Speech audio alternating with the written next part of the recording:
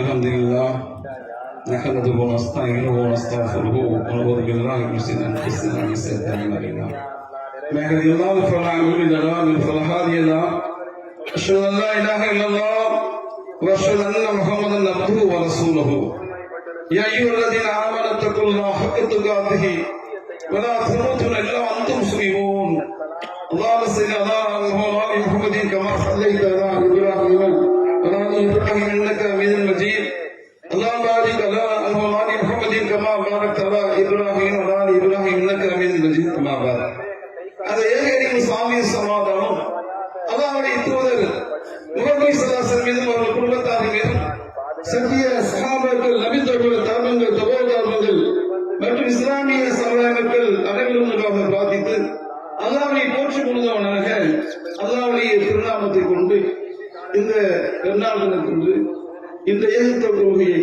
இந்த சத்திய மார்க்கத்தை நான் உங்களிடத்துல எடுத்துச் சொல்ல வந்திருக்கிறேன். அன்புமிக்க சகோதர சகோதரிகளே, இந்த உலகத்தில் வாழக்கூடிய நாம் ஒரு நாள் மரணிக்க போகும்.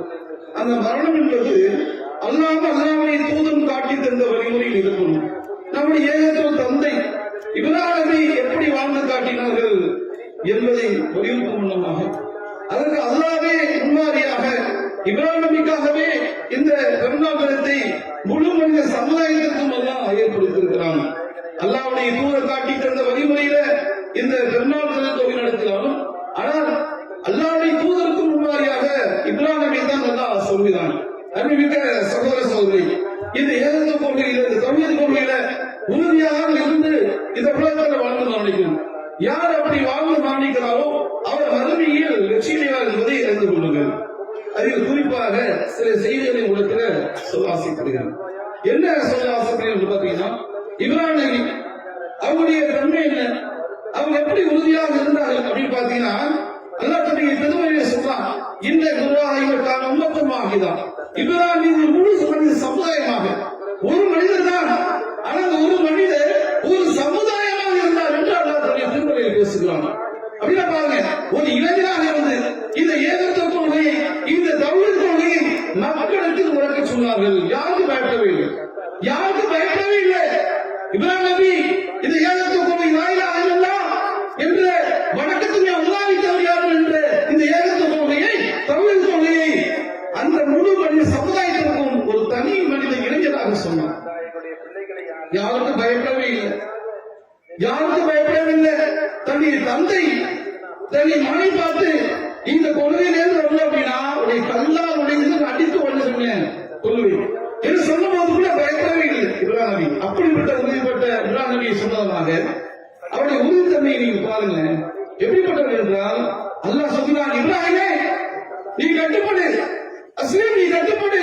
அவர் சொன்னார், என்ன சொன்னார், அஸ்லீம் ரப்பில் ஆலமீன். அவர் அற்புதமாக சொன்னார், நான் கட்டுப்பட்டு ரப்பில் ஆலமீன் அகிலங்களை படைத்து தரக்கூடிய ரஹ்மானுக்கு நான் முழுமையாக கட்டுப்பட்டு விட்டேன் என்று சொன்னார். கட்டுப்படுதல் என்பது எல்லா விஷயங்களும் இருக்குங்க. அது நம்மிடத்தில் இருக்கிறதா இல்லையா, நபிமானத்தில் எப்படி இருந்துச்சு, இப்ராஹிமிடத்தில் எப்படி இருந்துச்சு என்பதை தான் பார்க்க போறோம். ஆனால் அப்படிப்பட்ட உறுதித்தன்மையை நாம் வளர்த்துக் கொள்ள வேண்டிய அவசியம் இருக்கிறது. இப்ராஹிம் அல்லாஹ்வுடைய கட்டளைக்கு ஏற்ப தன்னுடைய மனைவியின் தன்னுடைய மகன் இஸ்மாயிலை கொண்டு போய் பாலைவனத்துல எந்த உணவு கிடையாது, தண்ணி கிடையாது, அப்படிப்பட்ட இடத்துல கொண்டு போய் அல்லாஹ்வுடைய கட்டளை நிறைவேற்றுவதற்காக கொண்டு போய் அந்த பாலைவனத்துல விடுவாங்க. பாலைவனத்தை விட்டுட்டு அவங்க தெரியும், ஏன்னா பல நாட்களாக பல வருடங்களாக குழந்தைகள் இல்லாமல் அவருடைய வயது 80க்கும் மேற்பட்ட அந்த வயதில் தான் அல்லாஹ் அற்புதமான ஒரு குழந்தையை வழங்கினான். ஒரு கணவன் மனைவிக்கு குழந்தைகளை எவ்வளவு சிரமங்கள், எவ்வளவு கஷ்டங்கள், எவ்வளவு மன கஷ்டங்கள், ஆனால் அவ்வளவு கஷ்டங்களை பொறுத்து கொண்டு நமக்கு குழந்தை கொடுப்பான் அப்படின்னு காலதாமதமாக பல வருடங்கள் கழித்து அல்லாஹ் அற்புதமாக இருந்து குழந்தை இஸ்மாயிலை கொடுக்கிறான்.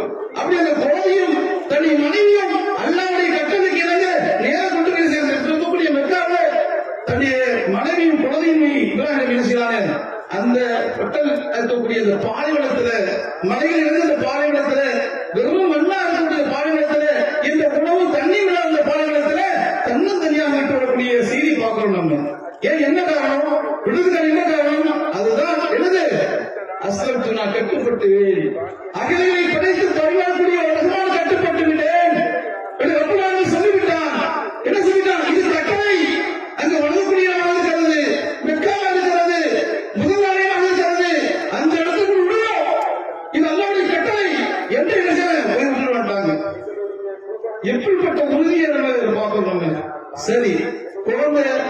குழந்தை வளர்கிறது. அவர் பருவ வயது அடைகிறார். அந்த பருவ வயது அடையும் பொழுது ஒரு கனவு கண்டாங்க இப்ராஹிம் நபி. இது அல்லாஹ்வுடைய புறத்தில் வரக்கூடிய கனவு. இந்த கனவை நாம் நிலவாக்க வேண்டும். இது அல்லாஹ்வுடைய கட்டளை என்று இப்ராஹிம் நினைச்சாரு. தனி மகனத்தில் போறாங்க. அருமை மகனை, நான் ஒரு கனவு கண்டேன். அந்த கனவில் உங்களை அறுத்து பலிவிடுவது போல அந்த கனவு கண்டேன் அப்படி சொன்னாங்க. சொல்லும் பொழுது இஸ்மாயில் சொன்னார், என்ன சொன்னீங்க? என் அருமை தந்தையே, உங்களுடைய கட்டளை நிறைவேற்றுங்க, உங்களுடைய கட்டளை நிறைவேற்றுங்க. இன்ஷா அல்லாஹ் அல்லாஹ் நாளிலா நான் என்ன செய்வேன், பொறுமையாக நீங்க பாப்பீங்க என்று சொன்ன வாசகம் எப்படிப்பட்ட வாசகம் தெரியுமாங்க? அருமை மகன் அல்லாஹ்வுடைய கட்டளைக்காக தன்னுடைய மகனை பலி கொடுக்க தயாரார்கள். அருமை மகன் இஸ்மாயில் இஸ்லாம் தன்னுடைய தந்தையுடைய கட்டளை அது. நான் இந்த உயிரை கொடுப்பேன் ரஹ்மானுக்காக என்று உறுதியாக நின்றார்கள். இதுதான் கட்டுப்படுவதை உறுதி தன்மையிலும் இவ்வாறு எப்படி நடந்தது ஒரு முன்மாதிரியாக இருக்கவில்லையா? ஆனா நம்ம எல்லாம் என்ன, நம்ம எதை கட்டு போறோம்? அல்லாஹ் ஒரு செய்தி சொல்றா, ஒரு தக்கர முடியுதா, நீங்கள் வச்சாலும் இருந்தார்கள் கட்டு போறோமா? நீங்கள் தொழுகை நிலையாட்டுங்கள், அது கட்டு போறோமா? நீங்கள் புகை செய்யாதீர்கள், அது நம்ம கட்டு போறோமா? நீங்கள் புறம் பேசாதீர்கள், அது நம்ம கட்டு போறோமா? நீங்கள் பொய் சொல்லாதீங்க, அது நம்ம கட்டு போறோமா? இது மாதிரி ஏழை எக்கச்சக்கமான பாவங்கள் அல்லாஹ் தடுத்த பாவங்கள். இவ்வளவு பாவங்களையும் நீங்க செய்யாதுன்னா சொல்றானே. ஆனா அந்த செய்யக்கூடிய சொல்லக்கூடிய அல்லாஹ் சொல்லக்கூடிய எல்லா செய்திகளுக்கும் நான் கட்டுப்பட்டேன், நான் உறுதியாக இருப்பேன் என்று நம்மிடத்தில் இருக்குது அப்படின்னா இல்ல, நம்மிடத்தில் கிடையாது. ஆனால் தயவு செய்து விளங்கிக் கொள்ளுங்கள், இப்ராஹிம் நபியுடைய அந்த தன்மை 80 வயசுக்கு மேலே ஒரு முன்மாதிரியாக இப்ராஹிம்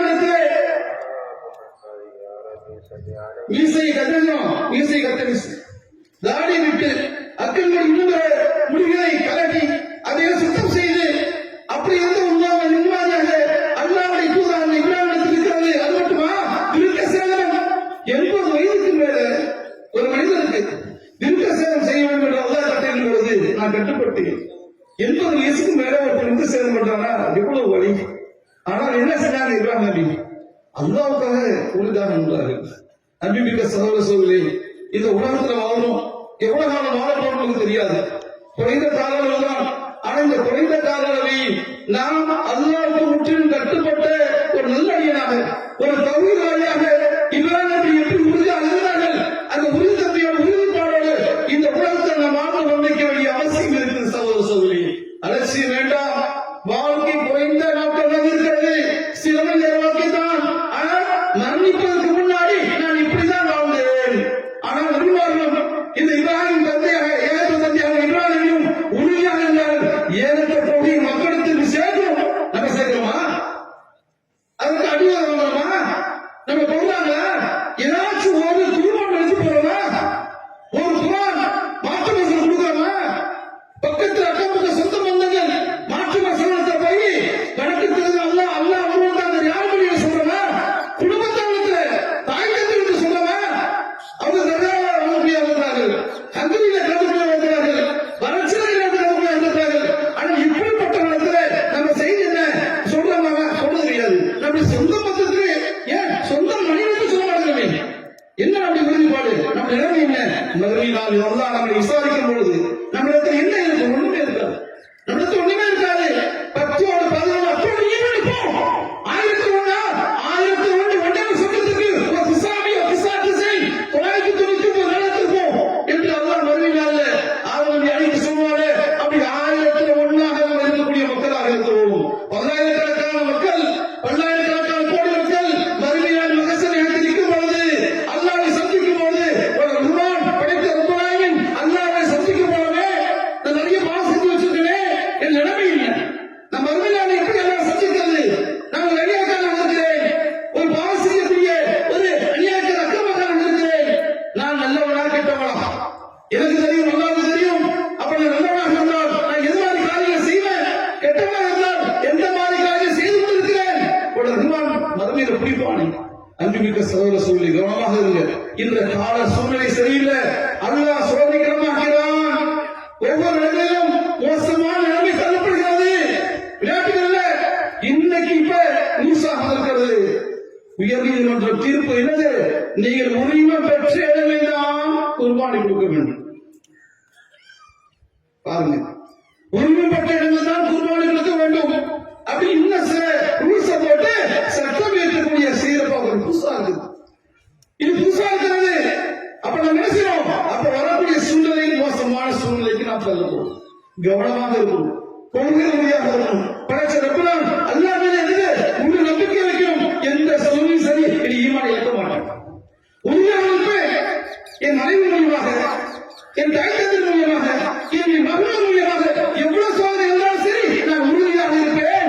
இந்த நிச்சயமாக என்னை படைத்த ரப்பலாம் அல்லாஹ் என்று நான் உறுதியாக இருக்கிறேன். அந்த உறுதியில ஒரு மாறமாட்டேன், உறுதியாக இருப்பேன். எந்த சூழ்நிலை எந்த பிரச்சனை வந்தாலும் சரி நான் வளைந்து கொடுக்க மாட்டேன், எந்த காரணமும் சாக மாட்டேன். ஏன் படைத்த ரப்பலாம் அல்லாஹ்வுக்கு உண்மையாக கட்டுப்பட்டு வாழ்வேன் என்ற உறுதித்தன்மை இருந்தாதாங்க. அப்படி உறுதித்தன்மை இருந்தாதான் நம்முடைய வாழ்க்கையை சிறக்கும். மறுமையை நம்ம சொத்து சொல்ல முடியும். நம்ம நரகத்துக்கு சொல்ல முடியாது. நரகம் என்பது மோசமானது.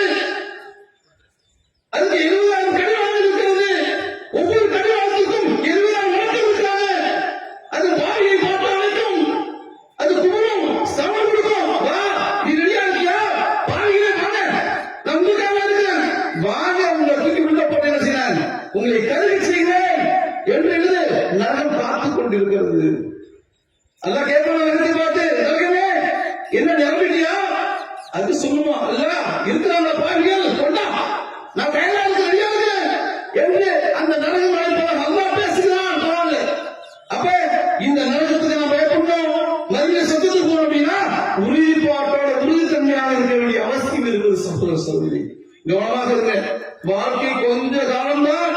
அந்த வாழ்க்கையை படைத்த ரப்பலாம் அல்லாஹ்வுக்காக வாழ்ந்து போக, படைச்ச ரப்பலாம் வாழ்ந்து போக.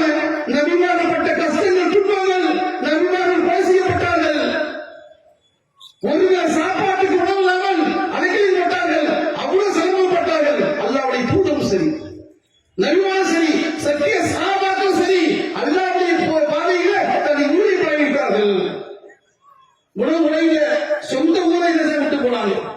பசிப்பட்டது நடந்தாங்க. அல்லாஹ்வுடைய கால் வீட்டாக நடந்தாங்க. அவர் வீட்டுக்கு போது அடக்க செய்வதற்கு கூட என்னது பூமியில் அடக்க செய்வதற்கு கபச்சு முடியாது. இதுக்கு இந்த புள்ளை வைக்க முடியல. அல்லாஹ் பார்க்கிறோம், முஸ்லிம் பேரை பார்க்கணும், நிறைய சஹாபாக்கள் பார்க்கிறோம், அப்துல்லாஹ் பின் மஸ்ஊத் பார்க்கிறோம். எத்தனை சத்திய சஹாபாக்கள் எல்லாம் அல்லாஹ்வுடைய பாதை வீட்டாக என்பதை நமக்கு விளங்குகிறது. சகோதர சகோதரிகளே, கவனமாக இருங்க. அலட்சியமாக இருக்கிறாங்க. இந்த வாழ்க்கை அற்பமானது, கவர்ச்சியானது. இந்த உலகம் வேடிக்கைதான், ஒன்றுமையாது. மறுமைதான் நிலையான வாழ்க்கை உண்டு. சொர்க்கத்திற்கான எல்லா வேலையும் செய்யுங்க. அல்லாஹ்வுடைய தூதர் ஒவ்வொரு பெருநாள் தொகையும் எடுத்து பார்க்கணும். நம்ம ஹதீஸ்ல பார்க்கிறோம், ஒவ்வொரு பெருநாள் தொகையும் சொல்கிறார்கள். எப்படி சொல்றாங்க? பெண்கள் பகுதியில் போய் பெண்களே, நீங்கள் தான் நரகத்தில் அதிகமாக இருக்கிறீங்க. ஹதீஸை பார்த்தா எல்லா பெருநாள் தொகை சொல்றாங்க. எல்லா பெருநாள் தொகையும் சொல்றாங்க, பெண்களே நீங்கள் தான் அதிகமாக நரகத்தில் இருக்கிறீர்கள். காரணம் என்ன? நீங்கள் கணவனுக்கு மாறு செய்றீங்க, நீங்கள் கணவனுக்கு மாறு செய்றீங்க, ஒப்பாரி இருக்கிறீங்க. அது மட்டும் இல்ல, இது போகுது மனசு வர மாட்டேங்குது. என்னது இது? எனக்கு போதும் அப்படிங்கிற மனசு வர மாட்டேங்குதுங்க. இப்படி என்னது எல்லா விஷயத்திலும் என்னது கவனமாக இருக்கணும். பெண்கள் அதிகமாக நரகத்துக்கு போன காரணம் என்ன? கணவனுக்கு மாறு செய்யறது, ஒப்பாரி வைக்கிறது. அது மட்டும் போதுங்கிற மனப்பான்மை இல்லாம போறது. அப்ப இது ரொம்ப கவனமாக செய்யுங்க. என்ன காரணம் என்றால், நீங்கள் தான் மறுமை நாளில் நரகத்தில் இழந்ததாக இருக்கிறீர்கள். இப்படி சொல்றாங்க பெருநாள் சொல்ல. அந்த பெருநாள் முறையில நீங்கள் தான் நரகத்தில் இழந்ததாக சொல்லி வருது. அல்லாஹ் தனி திருமண சொல்றான், ஐயோ உனது நாமனுக்கு அன்புசிக்கு மகளிக்கிறாரா, ஐயோ உனது நாமனும் இரண்டிக்காலே அன்புசிக்கு மகளிக்கிறாரா, உங்களை உங்கள் குடும்பத்தாரையும் நரகத்திற்கு பாதுகாத்துக் கொள்ளுங்கள். காரணம் என்ன? அது எரிபொருள் யார் தெரியுங்களே? கற்கிற மனிதர்கள் தான். நம்ம கற்கிற மனிதர்கள் நம்ம தான். பயப்படணும், அல்லாஹ் பயப்படணும். ஒரு ரஹ்மான் கருணையான தாருஸ்ஸலாம் அமீர்களுக்கு அழைக்கலாம், சுற்றத்துக்கு அழைக்கலாம், உயர்ந்தத்துக்கு அழைக்கலாம். ஆனா அதை விட்டுவிட்டு நான் நரகத்துக்கு தான் போவேன், பாவத்தை தான் செய்வேன், இது உலகத்துக்கு கவர்ச்சி நோக்கி தான் போவேன், ஆடம்பத்தை நோக்கி தான் போவேன் அப்படின்னு நினைச்சா போங்க.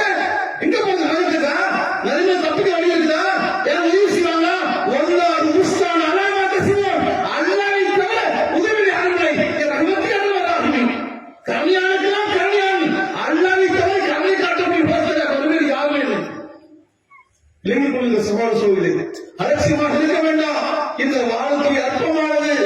இந்த நம்பிக்கை நிறைவேற்றிருக்கிறது. ஜன்னாத்து தஜ்ரீ தஹ்தில் அன்ஹார் ஹாலிதீன ஃபீஹா அபதா. நிரந்தரமா வாழக்கூடிய சுற்றுச்சூழல் இருக்கிறது மறுமையில. அதை எதிராகி இந்த உலகாசி நம்ம துன்பங்கள் வருதா, கஷ்டங்கள் வருதா, பிரச்சனை வருதா, நம்ம சோதனை வருதா, நம்முடைய குழந்தைகள் மனைவி மூலியமா நம்ம ஏதாச்சும் உயிர் பிரச்சனை நோய் ஏதாச்சும் வருதா, அல்லாஹ் நம்மளை வச்சுருக்க ஹப்துவாக்கு சொல்லும் ஹெத்லானி ததீரன் தையீமன் மாரக்கன் ஃபீஹி. ஆனால் ஒரு சமுதாயம் இன்றைக்கு நேற்று தினந்தோறும் செத்து செத்து மடிகிறாங்க, கவலையிலே இருக்கிறாங்க. சரியான உணவு இல்லை, உடை இல்லை, நடந்து போக முடியல. உடனே சொல்றான், குழந்தைய சுட்டு கை வைப்பான், மனைவி சொல்றான், கணவன் சொல்றான், பொம்பளை போய் சொல்றான். அது மட்டும் நம்முடைய சகோதரியை கொண்டு போய் இஸ்ரேல் நாடா கொண்டு போய் அநியாயம் செய்கிறார்கள். பாலியல் பலாத்காரம் செஞ்சு கொண்டு குவிக்கிறார்கள். அவ்வளவு மோசமாக இருக்கிறது சகோதரர் சொல்லி கவனமாகவும் இன்றைய சூழ்நிலையும் அப்படிதான் இருக்குது. பாலியல் குற்றச்சாட்டு எங்க பார்த்தாலும் பாலியல் 10 வயசு சிறுமி, 15 வயசு பொம்பளை, இரட்ட குலைகள், கூட்டு பலாத்காரம், மோசமான சட்டம் என்ன? அல்லாஹ் சொல்லக்கூடிய சட்டம் தான். அல்லாஹ் எதை சட்டமா சொல்லுகிறானோ அந்த சட்டத்தை கொண்டு வராமல் இந்த பாவம் பெரிய பாவங்கள் நடக்கக்கூடிய இந்த விஷயங்கள் எல்லாமே மோசமான விஷயம் எல்லாமே அழிக்கப்படாது, ஒழிக்கப்படாது. சகோதர சொல்லி அன்பிற்கு சகோதர சொல்லி கவனமாக இருக்கு. மரணம் எப்பொழுது வேணாலும் நிகழலாம். உங்கள்ட்ட அன்பா வேண்டிக் கொள்கிறேன். இன்னைக்கு நான் இருக்கேன், நாளைக்கு நான் இருப்பேனா தெரியாது. இன்னைக்கு நீங்க இருக்கீங்க, நாளைக்கு நீங்க இருப்பீங்களா இருக்க முடியாது தெரியாது. அடுத்த பெண்ணால் அடுத்த நோம்பு பெண்ணால் நாம் உயிரோடு இருப்போமா இருக்க மாட்டோம் தெரியாது. ஆனால் ரஹ்மானை நாம் சந்திக்க போகிறோம். இருக்கிறோம் அல்லாஹ்வுடைய தரிசனம் மறுமையாக சந்திக்கும் போது ரப்பை பார்க்கணும், அவனை பார்க்கணும். ரப்பே நான் அவனை பார்க்கணும். நீங்களே நம்பிக்கை. நான் நிறைய பாசம் செஞ்சிருக்கேன், நான் நிறைய அநியாயம் செஞ்சிருக்கிறேன், நிறைய அக்கறை செஞ்சிருக்கிறேன், எக்கச்சக்கமான பாவங்கள் செஞ்சிருக்கிறேன். எனக்கு நீ உதவி செய். நீ உதவி செய்யறா, உன்னை கருணை கொண்டு நீ மன்னிக்கிறா, நான் அழிந்தே போகிறேன், மறுமையான சொர்க்கத்துக்கு போகாமல் நரகத்துக்கு போயிடுவாங்களா, எனக்கு உதவி செய்யவா என்று உறுதியாக மறுமை நாள் நம்மளை பொறுத்துக் கொண்டு நம்முடைய பாவங்களை நாம் மன்னிச்சு அள்ள விடுவாங்க. ஏன் இல்லை குழி வாங்கல சிறப்பான தசிக்குள்ள தத்துவத்தின் ரகமத்தில் இன்னும் அல்லாஹ் சொல்றான், தன்னைத்தானே அல்லாஹ் சொல்றான், தன்னைத்தானே அநீதி அக்கிரமம் செய்து கொண்ட என்னுடைய அடியார்களே, என்னை கருணை அன்பு நேசத்திற்கு ஒருபோதும் நம்பிக்கிறாங்க, ஒருபோதும் நம்பிக்கிறாங்க. ஏன் இன்னும் எவ்வளவு செஞ்சுதான் சரி சிறுபாவம் ஒரு கூட்டமா இந்த பூமியவா எவ்வளவு சிறுபாவம் செஞ்சுதான் சரி நான் மன்னிக்கிறது என்று மிக்க தனியாக இருக்கிறேன். என்னுடைய நம்பிக்கை நீ கருணை இருக்குது, அது ஒன்று நம்பிக்கை இருக்கிறாங்க. இன்னும் முஸ்லீம் அவனாகிறவன் கபூரன் மன்னிக்கிற மிக்கமையாக இருக்கிறான் என்று அல்லாஹ் திருக்குறளை பேசலாம். சோதர சொல்லி கவனமாக இருந்து இந்த பெருநாள்ல இந்த கடல்ல அல்லாஹ்விடத்தில் அதிகமாக பார்த்து செய்யும், அதிகமாக பார்த்து செய்யும். அல்லாஹ் அடைய வேண்டிய இந்த பெருநாள் இருக்கக்கூடிய துவா அல்லாஹ் அங்கீகரிக்கிறான். சகோதர சொல்லி கவனமாக இருங்க. இந்த உலகம் தற்போது ஒண்ணுமே இல்லை. அல்லாஹ் அல்லாஹ்விடத்தில் கேளுங்க, சுத்தத்தை கேளுங்க, ஜன்னத்தை சுத்தத்தை கேளுங்க, நரகத்திலே பாதுகாப்பு கேளுங்க, நரகத்திலே பாதுகாப்பு கேளுங்க, உயர்வு சுத்தத்தை கேளுங்க. அது மட்டும் இல்லாமல் அல்லாஹ்விடத்தில் அதிகமான பாவ மன்னிப்பு கேள்வி. நம்மளையும் குடும்பத்தாரையும் அல்லாஹ் மறுமையில சொர்க்கத்திற்கு கூடிய மக்களாக அல்லாஹ் ஆக்கி நமக்கு அருள் என்று கூறி இதை உரை செய்ய இஸ்லாம் அலைஹி வஸல்லம்